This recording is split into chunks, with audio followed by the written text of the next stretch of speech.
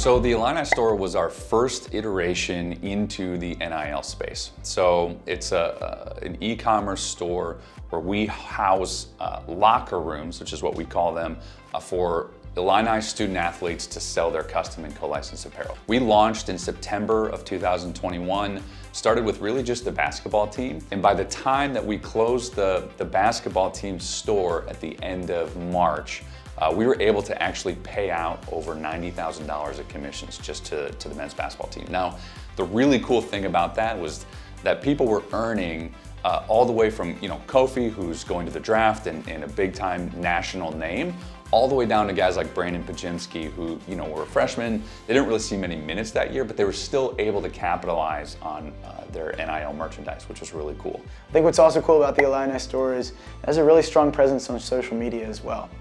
And so there's this community of Illinois fans that are already invested in Illinois sports, and we also happen to sell merchandise on that social media platform. So in my mind, it's really the community of Illinois fans first coming together, and then they can also support their athletes. As we got closer to the March Madness tournament, what we did is actually downtown Chicago, we opened up the first of its kind NIL brick and mortar pop-up store. So we took their digital locker rooms, put them into a storefront in downtown Chicago. We had their photos and posters up on the wall with all of their merch hanging underneath it.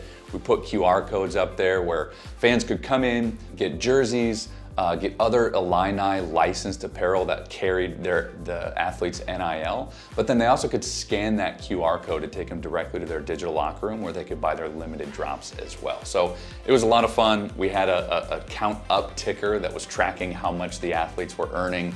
D. Brown came in and did a signing of his 2005 jersey on a Tuesday night. We had like 200 people lined up around the block. CBS came through and did a really exciting spot on it. So overall, the Illini Store was really that first iteration of an NIL merchandise platform, and it turned out to be really successful.